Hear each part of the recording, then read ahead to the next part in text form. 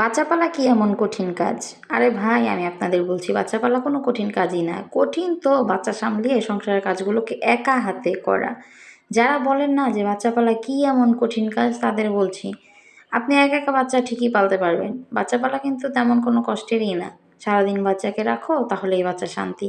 কঠিন তো তখন হয়ে যায় যখন বাচ্চা সামলিয়ে তারপর আবার একা, একা সংসারের রান্না-বান্না, ধোয়া তারপর বাকি যাবতীয় যে কাজগুলো আছে সেগুলোকে করা।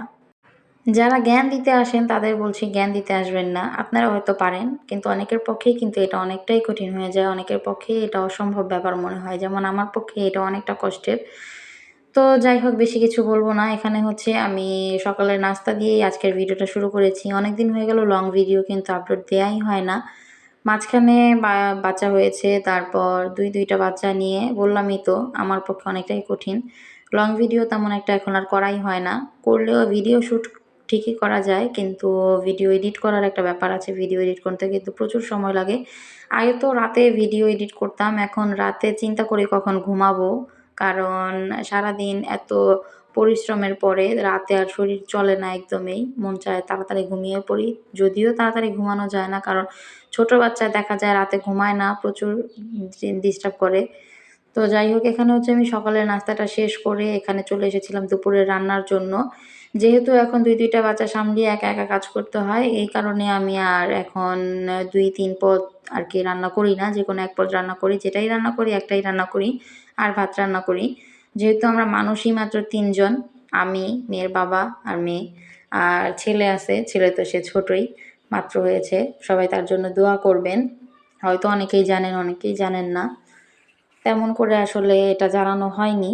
তো এখানে আমি হচ্ছে পেয়ারা কেটে নিচ্ছিলাম। এই পেয়ারাগুলো দেখতে খুব সুন্দর লাগে। কিন্তু খেতে কিন্তু তেমন একটা আমার কাছে ভালো লাগে না। কার কাছে কেমন লাগে জানি না। এখানে দেখেন আমি এই পাতিলে রান্না বসাবো। এর মধ্যে পাতিলটা কারেন্টের চুলায় রান্না করি এখন। তো পাতিলটা এমনভাবে আরকি লাফাচ্ছিল কি বলবো, আমি এটাকে ধরে তারপর হচ্ছে রান্না করছিলাম। কারণ লাফাচ্ছিল রান্না করতে কেমন যেন একটু ভয়, ভয় লাগছিল যেহেতু ১ম।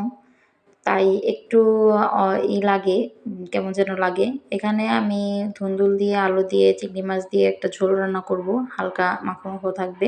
অতিরিক্ত কিন্তু ঝোল না।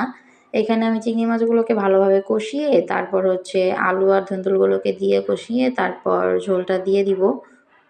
অনেকদিন পর বড় ভিডিওতে ভয়েস দিচ্ছি, তাই একটু এলোমেলো লাগছে, একটু কেমন যেন মনে হচ্ছে, আনইজি, আনইজি লাগছে। তো যারাই ভিডিওটি দেখছেন একটু ম্যানেজ করে নিবেন ইনশাল্লাহ।